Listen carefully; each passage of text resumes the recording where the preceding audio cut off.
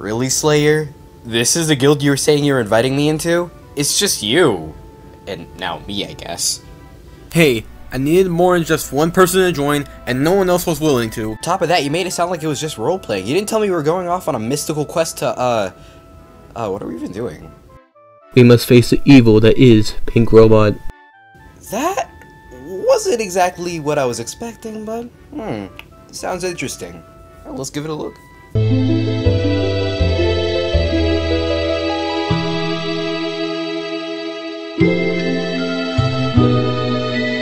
Ain't it funny how time flies, huh? Out of sight, out of mind. Yeah, right. Once again, back it's the incredible, subliminal, the incredible, and I ain't never gonna change. Come on. Don't think you know what the hell I'm all about. This. Okay, chaps. Let's take it from the top. How many of you guys know the name Pink Robot? For those who aren't familiar with the robot herself, she's a small commentator who uses a text-to-speech voice. If you've been around the commentary community for a while, you should have heard the name Doodle Tones pop up somewhere. You see, Doodle made a countdown about her favorite collectathons, a game genre that is basically collect the MacGuffin in order to progress. Lunatic, don't make me think of McDonald's during the commentary. Especially when we have to deal with Pink Robot, who's just going to ruin the experience. No, it's a cliche thing. We'll go grab McDonald's after we finish our quest. Anywho, Robot here did not like the list and decided to commentate on it. Doodle saw her own issues with it, and made her own video on Robot's commentary, and now we're here with Pink Robot's Counterbot, which is essentially a character that she made that is pretty much a response character for whenever someone does a bad comment on her. I think that's all you guys need to know, so with all that said, Autococks, pull out. Wait, I thought we were lollies.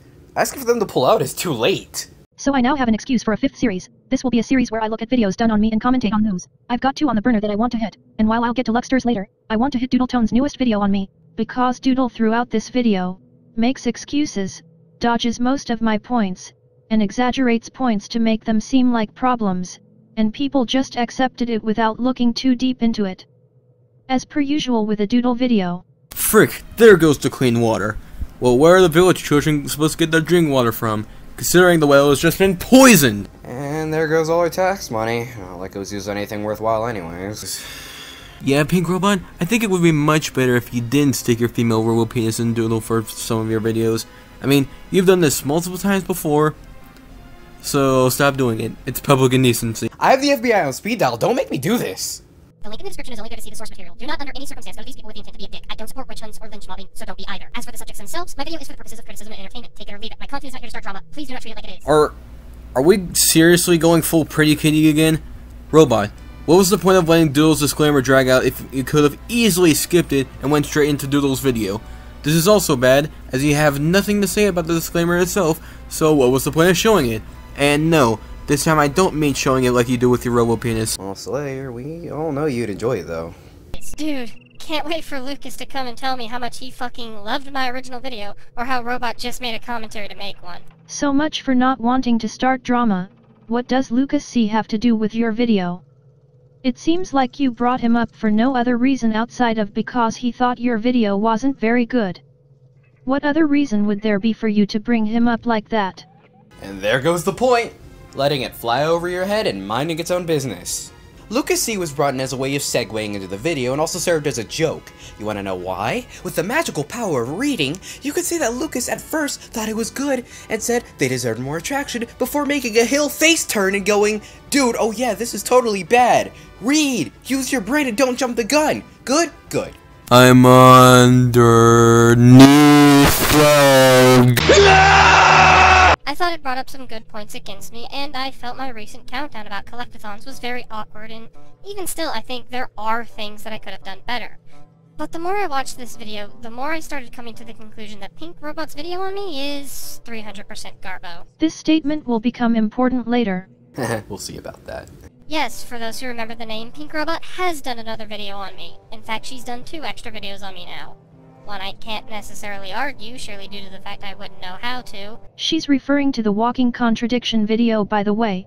I bring this up because she doesn't, thus making anyone who hasn't seen that video lost. Yeah, Robot, why should Doodle have to bring up the walking contradiction video you made? I mean, it isn't relevant to the video she's covering in question, so what would be the point of her bringing it up?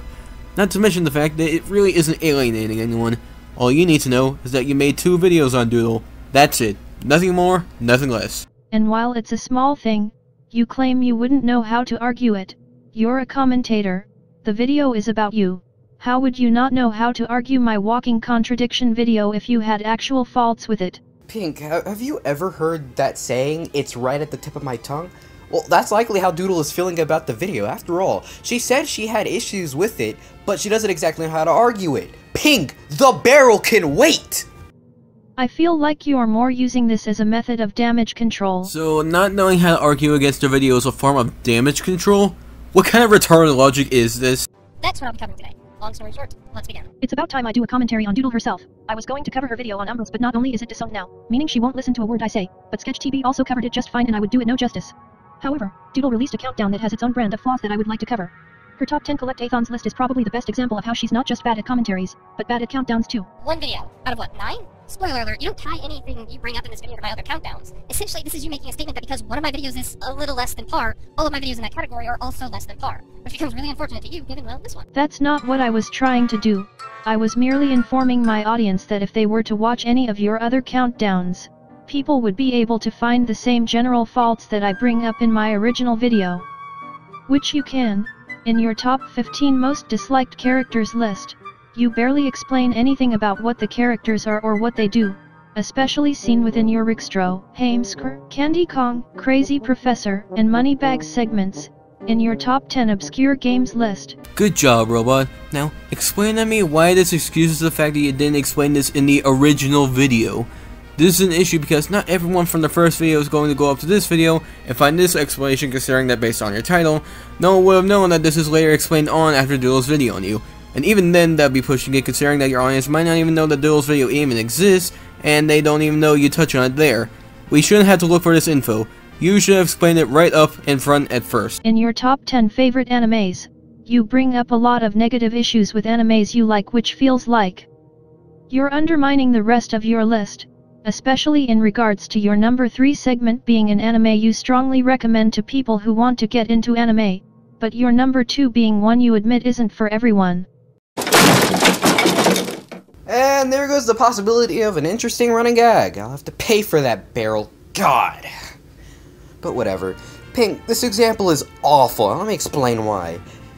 Doodle's video is titled Top 10 Favorite Animes. Favorite, a person or thing that is especially popular, particularly well known by someone.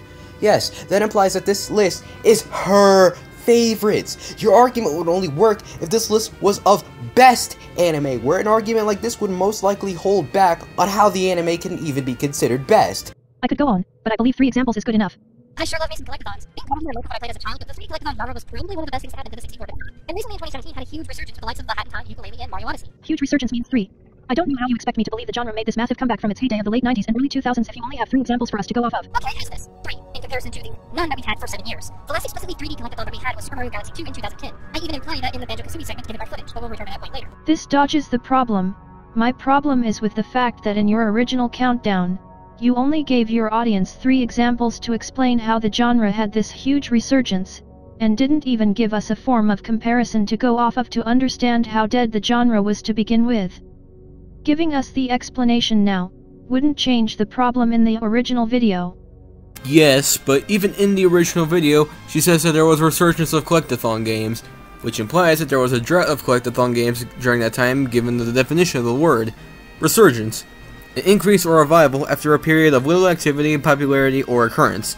With this in mind, the viewer would come to the conclusion that, hey, she means that there was a lack of collectathons until 2017. That said, say you want to consider Super Mario 3D World. That's still a 4-year gap between 1 3D collectathon and 3 3D collectathons, which, as far as this dead genre is concerned, is a big resurgence. Not really. Just because there wasn't a new collectathon every year wouldn't imply that the genre is overall dead. If we were to use that logic in a scenario where you're talking about just series, it would be an even bigger problem.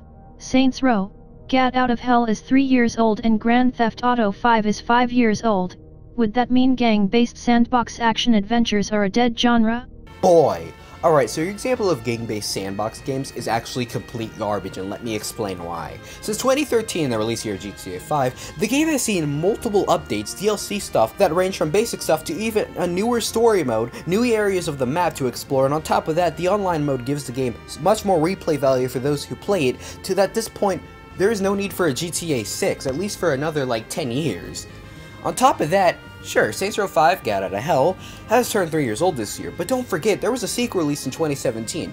And yeah, it's not exactly gang-based, but it still bases itself on the original style, and it's still a sandbox game, but you're playing as cops and stuff like that. Also, what kind of shit is this? If we use this example for franchise instead, now, from the top, this doesn't seem like a bad way to make an example, but you know, looking at it from an angle, it's clear that this example can be flawed. A video game franchise can vanish for a while, but if there's something, maybe in the previous game or in their small add-ons to the other games, it won't be noticeable. Heck, GTA is a good example of that again. Reminder, GTA games back in the early 2000s had to come out at least once a year. GTA 3 in 01, GTA Vice City in 02, and GTA San Andreas in 04. However, if something like that does not take place, then yeah, you can officially call that franchise dead, i.e. Mega Man as it was gone from 2010 to 2018, with 2 collection games that came out in the middle. Actually, try next time. It may not be late 90s, early 2000s big, but there's no denying that there was a significant spike in 2017. But those of us who don't follow collect-a-thon platformers wouldn't know that if we just watched your original countdown. That's the point. Robot, you are asking for unnecessary information. Why should you need to show that the collect-a-thon genre has been dead? It's not like it completely alienates the potential new audience, because all you need to know is that the collect-a-thon genre was considered dead for the longest time due to its lack of games, which Doodle implied in her original countdown. Context clues. They exist. I'll actually be keeping this part on the background for later, because here's an interesting point you bring up later that continues to make this weird. Like, how dead was the genre? How does Robo-penis, A Hat in Time, and Super Mario Odyssey show that they're coming back? Apparently, I guess it doesn't, but I even bring up just after this interjection that I hope the verb stays on its course, implying I don't know if it'll return to the group with the other genres, but instead that I hope it does. Recently in 2017 had a huge resurgence with the likes of the Hat in Time, Ukulele, and Mario Odyssey. And here's hoping that sticking. Could you have, I don't know, maybe let my point finish before asking such a question? That only makes the issue worse though, because a resurgence implies an increase or revival after a period of little activity, popularity, or occurrence. Telling us that this spike in activity might not be permanent isn't a resurgence, it's a spike in activity, and you telling us otherwise continues to misinform your audience. If you can't tell, nowhere in this definition does it even imply that a resurgence would have to last forever. So even though it might not be a permanent stay, this doesn't change the fact that it can still be considered a resurgent. God! Pig! The barrel died 3 interjections ago! Let it have its rest! You never gave it! Please! Robot, don't make me pull out my big dictionary.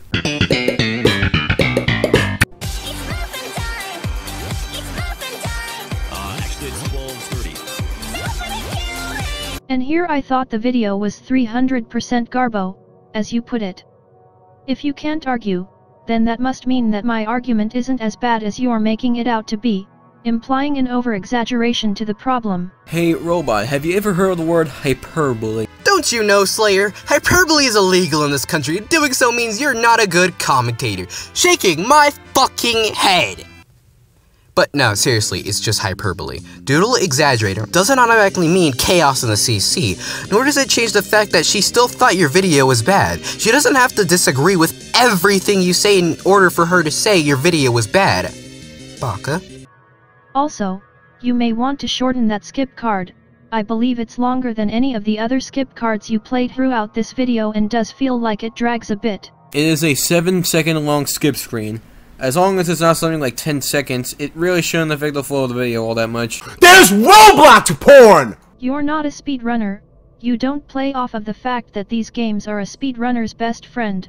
You just drop this onto us and explain nothing. I wonder if you'll short circuit in water. I wonder if you know what that implies. I wonder if you know why burgers are delicious. I wonder if you knew your mom's gay! Ha! Got him! Okay, hindsight. Slayer, why the fuck is this in the script? So because this seems to be common confusion, I'll try to explain what I mean by collectathon, or at least what I mean when I say collectathon. So is your own personal definition not the correct one? Doodle, if you want to clear up the air to what a collectathon actually is, considering there doesn't seem to be an actual definition for people to look at that would give us a concrete idea, your definition cannot be exclusive to you, otherwise, if we go to someone else who thinks of collectathons differently than you, your definitions may not match up, and it will cause even more confusion. For instance, I found a Reddit post that brings up 2 other ideas of a collectathon that do not at all match with yours. Being a collectathon is either any game that is based on the premise that in order to make progress in the game, you must collect a threshold of items. It is a mechanic of necessity where it would be impossible to complete/beat the game, excluding hacks, if you did not collect one of the possible many different in-game collectibles. Or is more defined by the sheer amount of different things you need to collect, with a high quota of items to collect altogether, which would exclude a couple of entries from your list entirely.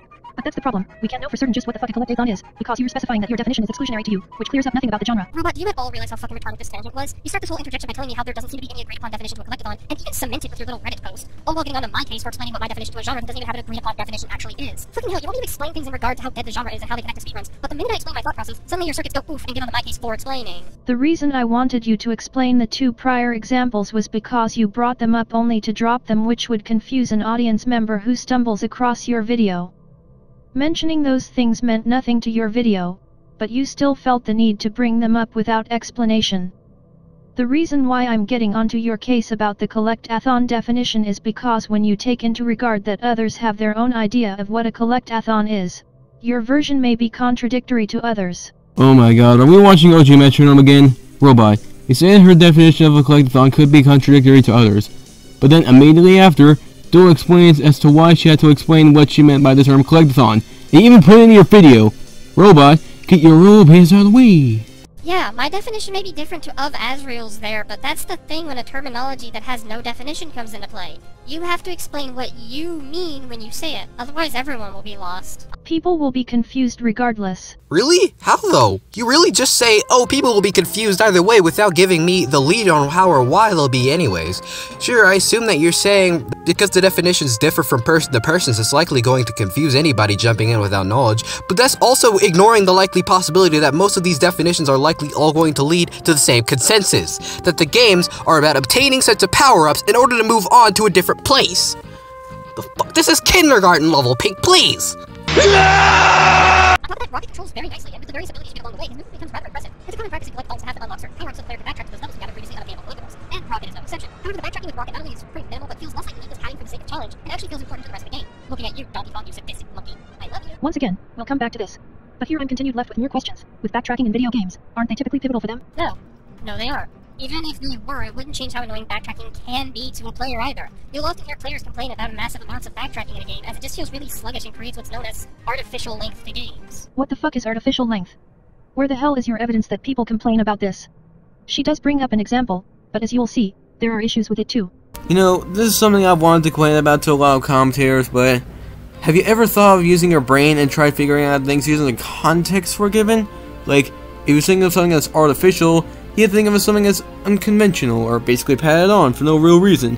With this in mind, length is how long something is, so put 2 and 2 together, and I think you'd understand that artificial length can be summed up as something that's being unnecessarily padded out for no particular reason, other than usually making something longer. This is like, I don't know, elementary. I feel like even if they tried to use their robo-penis, they wouldn't even know how to use it, to be honest. Won't stop me, though. Artificial. Take Paper Mario and the Thousand-Year Door as an example. There are people who really don't like the backtracking in that game, especially in regards of the general White Quest, and the amount of times you have to travel between Twilight Town and the creepy steeple. Where is your evidence that multiple people complain about this? This is a rather interesting claim you make without any evidence to back it up. Is there any screenshots? Any clips you can play to show people complaining about either of these aspects? Of course not, because that would require effort. Is it necessary to give examples of people not liking the backtracking? There are times when something needs examples to back it up, but this is not one of those times. Please stop sticking out your robo-penis while screaming examples! Shut up, Slayer. I can tell how much you're enjoying yourself. Excuse me, sir, but I am a white, trisexual male, and I'm offended by that. Wait, are you telling me there are 3 genders now? Nani? Yes, there's male, female, and pink robots robo- There's Roblox porn! Can't touch this. Okay, I know this is similar to a point we brought up earlier, but my god, Robot, what was the point of letting that skip card play? I mean, last time you did it, you at least had an argument towards it. Here, it's just placed for no other reason, other than I guess you wanted to pad out your video. There's Roblox porn! Speaking of rare, when people need examples to what the hell a collectathon platformer is, the two prime examples that I tend to give out are the two most famous names in the genre, because that tends to be how examples work, right? We of course have the granddaddy of collectathons himself, Mario, the only guy who's been keeping the collectathon platformer even remotely still alive in the eyes of the public. Are we just going to ignore Poi? A game that you put in your own intro. You know how some commentators ask the target how they could ever make a point so stupid, or miss something so obvious as a joke to overplay their anger and confusion? Yeah, no, I'm legitimately confused as to how Robot made this claim and not see the issue with it. Top Keck. It's so surreal, really. Robot knows of a game as obscure as Poi in order to make the argument that Poi was a game that kept the genre alive in the eyes of the public, which it didn't, but whatever. Where's your proof of this? Because I have proof that the game is more well-known than you make it out to be, given it won 3 awards. The game won awards, so what? That doesn't automatically mean the game is obscure. So how would bringing up the awards the game got affect your statement about the popularity of the game? However, Robot doesn't know that Poi is also a game that came out in 2017. Going back to the earlier point of how 2017 was more of a resurgence to the collectathon genre. On top of that, did you forget 2017 was also the same year Odyssey came out anyway? Because I didn't. Mario is still the series that kept the collectathon genre even remotely alive. No, I didn't either. But Doodle, did you forget Poi had a Kickstarter in 2015? Very akin to a Hat in Time? I didn't. People knew of Poi from said Kickstarter. So Mario isn't the only keeper of the collectathon genre. Okay, Poi isn't as well known as Mario, who's practically the face of the collectathon genre, and probably the face of the whole video game industry in general, so a game like Poi would be too obscure of a game to really consider keeping the genre alive. So like, even if we did know about Poi, then, like, would it really change anything? And then we got Rare's very first mascot duo. I suppose, yeah, their first game is rather low for being one of my prime examples of the genre, but sad to say, I didn't grow up with it like many others did. But if this is one of your main examples to what a collectathon is, it shouldn't matter if this is one you grew up with. An example to what the genre even is should be enough to put it higher, as that would show that Banjo is a game you think of as a pinnacle to the genre itself. Actually, no, not at all. Just because Banjo is one of the most well-known examples of the collectathon, that doesn't mean I have to enjoy it more than anything else. Like, I even said that Banjo is just one of the most famous examples of what the crap the collectathon is. Not that it's one of my favorites, just that it would be one people would understand more. I'll come back to this, because here in a little bit you contradict this whole interjection. You're not going to use a game like Rascal to describe this genre, are you? No, because that's not the best examples. I'm now really confused as to what you're trying to argue, Robot. Are you trying to imply that the quality of the games matters to the examples? Like, yeah, you wouldn't use Rascal for an example of the collectathon, but not because it's a bad game. Because not too many people would know what Rascal is. Just as you wouldn't use Jersey Devil or Poi, regardless of quality. I could use Bubby 3D as an example because it's a well-known example of the collectathon. Diddy Kong Racing is technically a collectathon, it's like the only collectathon racer. Spyro, Ty the Tasmanian Tiger, the Precursor Legacy, there's a few others I could bring up. Because they're well enough known. Go figure. So if you can use all these other examples, why do you explicitly use Super Mario 64 and Banjo? If Spyro, Ty, Bubsy, and others can be used as the prime examples, using Banjo in particular would imply that you think of that higher. Regardless of how popular it is, you choose to only bring up the 2 examples as your main 2. Or, you know, she could have brought up Banjo and Super Mario 64 because it's the one she thinks of when she hears collectathons. That's always a possibility. Also, I mean, it doesn't really mean Doodle would think of it as higher. So here, you're trying to push the idea that if something is literally the pinnacle of something, it means that it also has to mean the best. However, despite games like, let's say, Spyro being a well-known and loved collectathon game, or Bubsy 3D being well-known for all the wrong reasons, it wouldn't mean she could have the experiences to really want to put it up there. After all, she put Banjo at the place it was at, because while it may not be one of the most well-regarded collectathon games, she didn't play it as much as the other ones on the list. Can you stop taking words to the 11? Thank you. Robot, don't make me get out the paddle. This is gonna hurt us more, it's gonna hurt you. On top of that, why would it matter if it's good for the genre it's in when your only base criteria is how much you enjoyed playing it? Given your intro statements to the entry, you can obtain how you don't much care for it, and how you harp on the game for having bad controls. You obviously don't have that much fun with it, regardless of how good a collectathon it is. Simply not true. You can still find faults within a game, but enjoy it enough to not really care that much. And while, yeah, gameplay can be a big problem with the game, it's almost as if that's why Banjo isn't higher on the list. That's not the point, Doodle. The point is that you seem to not have that much fun with Banjo anyway, given how much you harped on the gameplay aspects of it, which you did seem to do a lot in the original video. I never said you couldn't have problems with a game you still have fun with. Otherwise all of your original countdown would be garbage. I was simply stating that the way you treated Banjo in your segment seemed like you didn't actually have that much fun with it. Who cares? No, seriously. Her getting onto the controls of Banjo more than others doesn't mean that she didn't have as much fun playing the game. If she had more fun with Banjo despite the bad controls, then yes, it means that Banjo is able to be up high on this list regardless of how much she got onto the controls. And after all, it's number fucking 8. Please, keep your hate boner in check. If the police sees this, you're gonna be serving a life sentence. that are put under the sex offender registry. Aw, you got robo jizz all over my salad, Robit. You sure that isn't your own jizz? It doesn't taste the same. I hope you run out of soap to wash the dishes. There's Roblox porn! Generally, the last 2 entries are fine. My only complaint is the tie for first place, but that's not particularly a big deal, as you can see.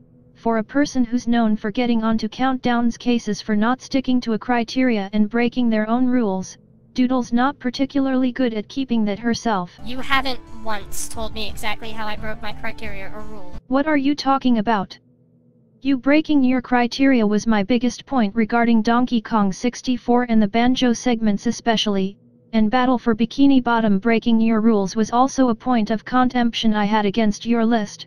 I bring both ideas to the table. You saying otherwise is a blatant lie. No, that isn't breaking criteria. You're complaining because at face value, it seems that the reasons for Doodle putting specific things in specific places seem out of place. For example, she may enjoy one game's improvements on another, and apparently because of that, it should be impossible for her to have more fun than with the other. Yeah, sure, despite bringing up that she tried to touch upon other concepts that make the game as a whole, i.e. level design, controls, and shit like that. What did she say afterwards? Pizza time? I said we'll get to the food after we're done, wait. Oh no, she said... That said, these aspects won't necessarily sway my opinion on these games, as I just want to look at the games based on how much fun I had playing them. You know, as per usual. Oh, I'm sorry, did I leave that lying around? Oh, don't worry, for a while I thought you fucking forgot. The whole time, her criteria is based on how much fun she had with each game. Oops! The criteria and placements of the game aren't the same thing. Pink, really? Did you really gather the frickin' Dragon Balls just to wish back the barrel to go down to the bottom again? Come on! There were times you got on my case for padding out my list, times where the placement seemed a little off, and overall pointed out stuff that seemed valid at face value until you looked more into it. But never did a broken criteria get brought up, nor broken rules. I love how you have to clarify that you thought I had made good points after calling my commentary 300% garbage. That's a nice little touch. Referred to the point earlier about how you can still find a video to be garbage even if you have some things you agree with. I say this because Robot keeps pushing this notion that you can't agree with anything in a video you find to be bad. Honestly, I don't ever see Doodle improving, but maybe we can convince her to disown a Countdown. After all, she typically does that with her commentaries. That's not a toxic and angry thing. Sure do love that criticism. Up there with your voice changers annoying or draw anatomy better because like an autistic spur it. But even the previous examples are at least an attempt to critique. This is just an attempt to belittle other content creators that you don't like. Then prove me wrong and improve your content. You've been staying in this stagnation of rushed commentaries that focus on quantity over quality for 2 years now, and I'm not the only one to have pointed this out. Oh wait, you still haven't watched the video that Kid Douglas made on you, have you? You still constantly do the same shit you promise yourself not to do. You still cause all sorts of drama because you speak out on live streams. The criticism that's between the lines, that you're obviously too stupid to get is to take paired limbs people have with you and iron out those very same problems. I can tell for certain in this very video that you refuse to improve, because of the other examples to criticism against you. The voice and avatar sprites you've drawn are actual criticisms people have apparently gave to you that you just brush off because. Because, why exactly? If you were really trying to improve your commentaries, you'd lower the pitch of your voice changer, or alternatively turn it off, and fix your fucking anatomy in your art.